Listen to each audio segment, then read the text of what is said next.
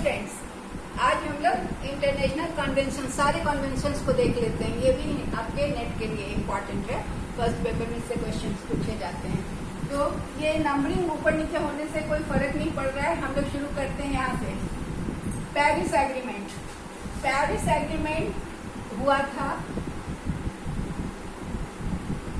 2015 में, 2015 दिसंबर में। कब से कब तक? 30 नवंबर से लेकर 11 दिसंबर तक। ये 12 दिनों तक करीब करीब चला था और 2015 में हुआ था।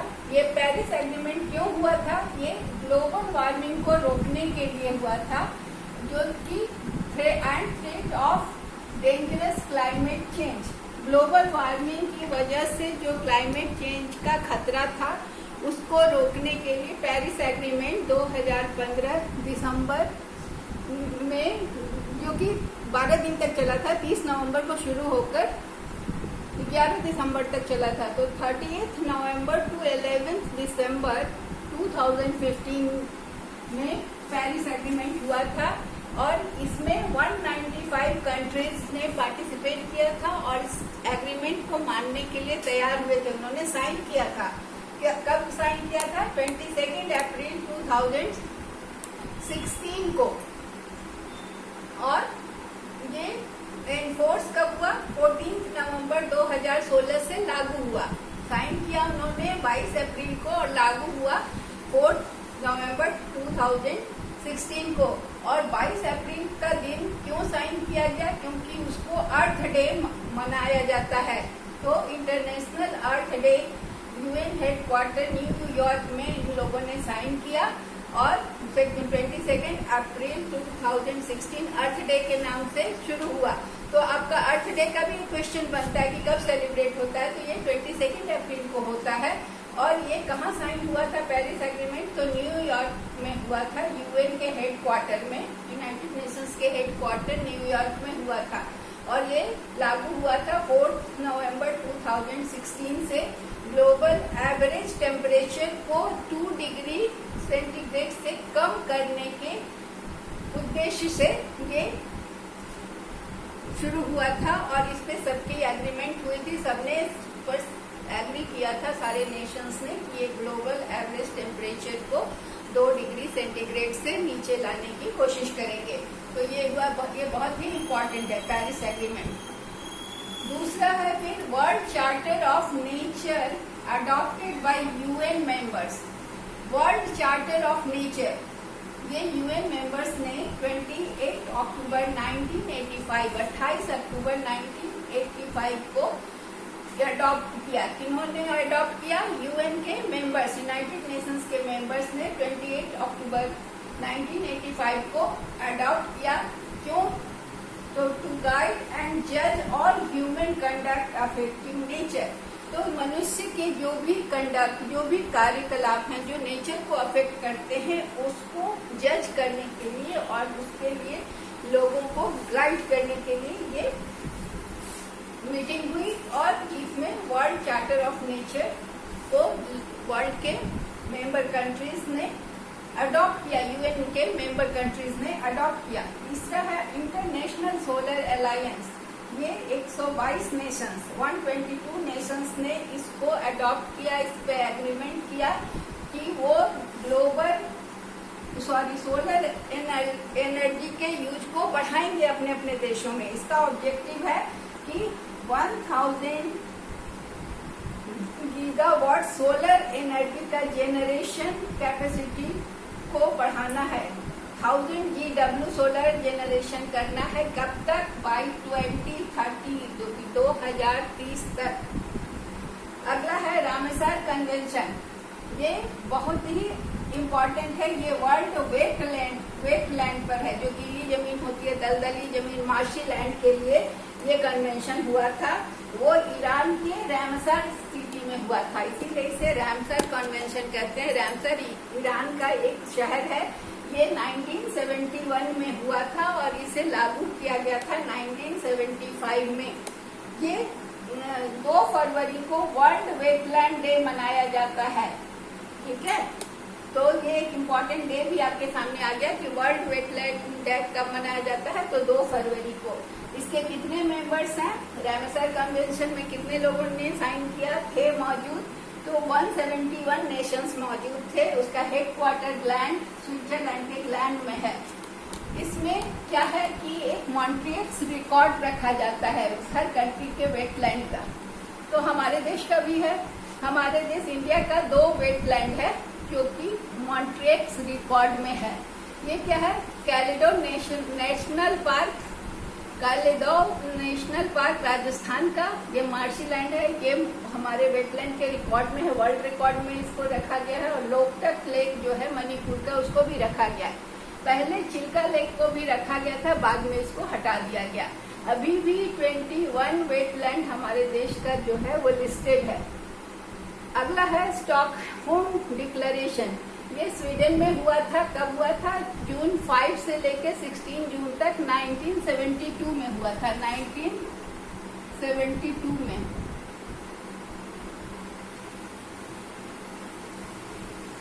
और ये किस लिए हुआ था? स्टॉकहोम डिक्लेरेशन किया गया था वर्ल्ड के एनवायरनमेंट को बचाना, और जो भी वाइल्ड फ्लोरा एंड फौना, जो भी जैव और वनस्पति और एनिमल जो भी एंडेंजर्ड हैं, जो भी खतरे में हैं, जो स्पेसीज जो विलुप्त हो रहे हैं, उनको बचाने का उद्देश्य था, इसको प्रिजर्व करना था।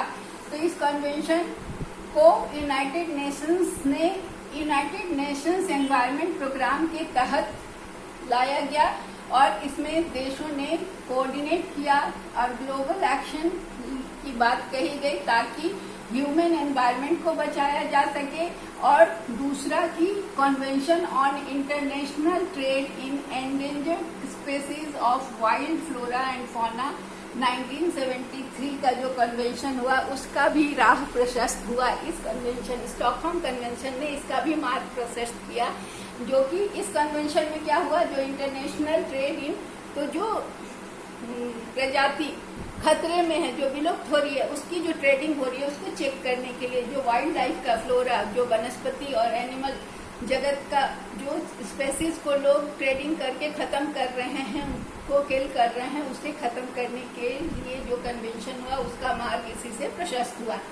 ये कन्वेंशन 1973 में हुआ था। अगला है convention on international trade in endangered species wild flora and fauna and flora, जिसको कि साइट्स कहते हैं। साइट्स के नाम से इसको जाना जाता है, इसका स्मॉल फॉर्म। ये इंटरनेशनल ट्रीटी है, ये अंतर्राष्ट्रीय संधि की गई सभी देशों के बीच में, जो कि ऐसी प्रजातियां, जो एनिमल और प्लांट की प्रजातियां जो कि एक्सटिंक्ट हो रही हैं, विलुप्त हो रही हैं, उनको बचाने की बात की गई। ये पहले 1963 में से ये कन्वेंशन को कॉल किया गया था, किसके द्वारा? IUCN, जो कि जिसका फुल फॉर्म है international union for conservation of nature and natural resources.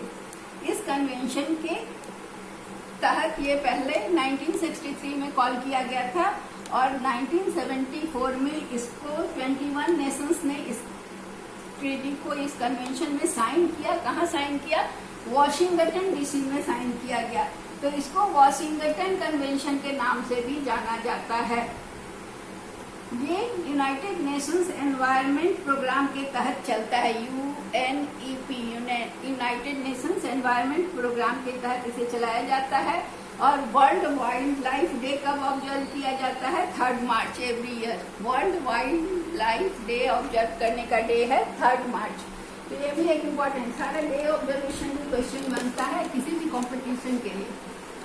अब क्या है? Out of 34 global biodiversity hotspots में इंडिया का 4 है बायोडाइवर्सिटी हॉटस्पॉट। वर्ल्ड के पूरे मैप में इंडिया का भी 4 है, जिसमें है वेस्टर्न घाट, सुंदरलैंड, हिमालय और इंडो बर्मन रीजन। यहाँ पर ये ग्लोबल बायोडाइवर्सिटी का हॉटस्पॉट इसको माना जाता है। फिर है अगला convention on migratory species, CMS।